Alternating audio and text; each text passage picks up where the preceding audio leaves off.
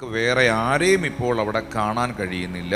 അവൾക്ക് ഇപ്പോൾ യേശുവിനെ മാത്രമേ കാണാൻ കഴിയുന്നുള്ളൂ. ഇതൊരു മൊമെന്റ് ആണ്, ഇതൊരു ടൈമിംഗ് ആണ്, ഇതൊരു സമയമാണ്. നമ്മുടെ ചുറ്റുമുള്ള എല്ലാ കാര്യവും നമ്മൾ മറന്ന്, നമ്മുടെ ചുറ്റുമുള്ളവരെ മറന്ന്, നമ്മുടെ ചുറ്റുപാടുകൾ മറന്ന്, നമ്മുടെ പ്രസന്റ് സിറ്റുവേഷൻ മറന്ന്, നമ്മുടെ ഫ്യൂച്ചർ മറന്ന്, എല്ലാം മറന്ന് എങ്ങനെ നോക്കിയാലും യേശുവിനെ മാത്രം ഞാൻ കാണുന്ന, എൻ്റെ രക്ഷകനെ, എന്നെ സഹായിക്കുന്നവനെ മാത്രം ഞാൻ കണ്ണു മുൻപിൽ ഹൃദയത്തിൽ കാണുന്ന ടൈമാണ്. The time is the time of salvation. അത് രക്ഷയുടെ സമയമായി കാണുകയാണ്. ദൈവത്തിൻ്റെ കൃപ പാപിയെ പാപ സ്വഭാവങ്ങളിൽ നിന്ന് പുറത്തു വന്ന് പുതിയൊരു ജീവിതമുണ്ടാകുവാൻ സഹായിക്കും.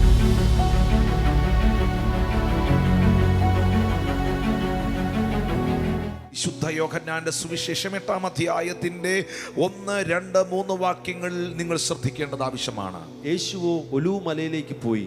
അധികാലത്ത് അവൻ പിന്നെയും ദേവാലയത്തിൽ ചെന്നു. ജനമൊക്കെയും അവന്റെ അടുക്കൽ വന്നു. അവൻ ഇരുന്ന് അവരെ ഉപദേശിച്ചു കൊണ്ടിരിക്കുമ്പോൾ ശാസ്ത്രിമാരും പരീശന്മാരും വ്യഭിചാരത്തിൽ പിടിച്ചിരുന്ന ഒരു സ്ത്രീയെ കൊണ്ടുവന്ന് നടുവിൽ നിർത്തി. യേശു ഒലിവ് മലയിൽ പോകുന്നത് പിതാവായ ദൈവത്തോട് പ്രാർത്ഥനയിൽ സമയം ചെലവഴിക്കുവാൻ വേണ്ടിയിട്ടാണ്. ആ പ്രാർത്ഥനയ്ക്ക് ശേഷം മോർണിംഗിൽ യേശു കർത്താവ് പള്ളിയിലേക്ക്, ദേവാലയത്തിലേക്ക് ചെന്നു. നിങ്ങൾക്ക് അവിടെ ഒരു പള്ളി കാണാം, ഒരു ചർച്ച് കാണാം. ആ ചർച്ചിന്റെ നടുവിൽ യേശു നിൽക്കുന്നത് കാണാം, ജനം ചുറ്റും കൂടി നിൽക്കുന്നത് കാണാം. ഇത് ശരിക്കും പറഞ്ഞാൽ ഒരു വ്യക്തമായ കൃത്യമായ ചിത്രമാണ്.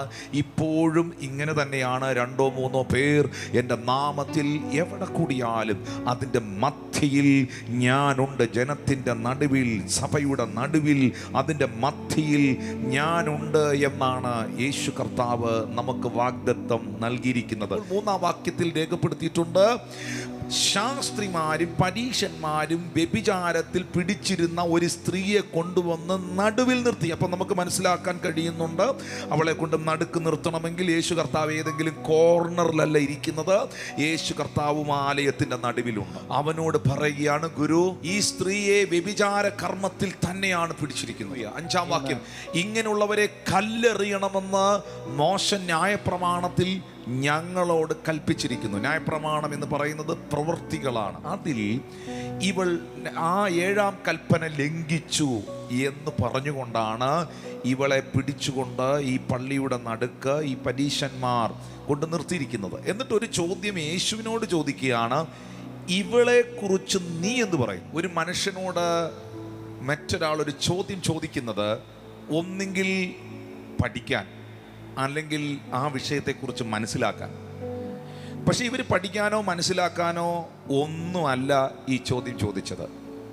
ബൈബിൾ പറയുന്നു, ഇത് യേശുവിനെ കുറ്റം ചുമത്താൻ സംഗതി കിട്ടേണ്ടതിന് അവനെ പരീക്ഷിച്ച് ചോദിച്ചതായിരുന്നു. യേശുവോ കുനിഞ്ഞ് വിരൽ കൊണ്ട് നിലത്തെഴുതിക്കൊണ്ടിരുന്നു. ഒരു മനുഷ്യനോടൊരു ചോദ്യം ചോദിച്ചാൽ, ഇങ്ങനൊരു ചോദ്യം ചോദിച്ചാൽ, ഒന്നെങ്കിൽ കല്ലെറിഞ്ഞോളാൻ പറയും, അല്ലെങ്കിൽ കല്ലെറിയണ്ട എന്ന് പറയും. ശരിക്കും യേശു കർത്താവ് ഇവളെ കല്ലെറിഞ്ഞ് കൊന്നോളൂ എന്ന് യേശു അനുവാദം കൊടുത്തിരുന്നെങ്കിൽ ഈ കൂട്ടർ പറഞ്ഞേനെ, കഴിഞ്ഞ മിനിറ്റ് വരെയും കഴിഞ്ഞ സെക്കൻഡ് വരെയും ഇവൻ പ്രസംഗിച്ച് നടന്നത് ഇവൻ പാപികളുടെ രക്ഷകനായിരുന്നു എന്നാണ്. ഇപ്പോൾ നിങ്ങൾക്ക് മനസ്സിലായില്ലേ ഇവൻ പാപികളുടെ രക്ഷകനല്ലെന്ന്? ഇതിൽ നിന്ന് വ്യക്തമായില്ലേ ഇവൻ പാപികളുടെ രക്ഷകനല്ല, ഇവൻ പാപികളുടെ ശത്രുവാണ് എന്ന്? എന്നാൽ യേശു പറയുകയാണ്, ഇവളെ എറിഞ്ഞ് കൊല്ലരുത്.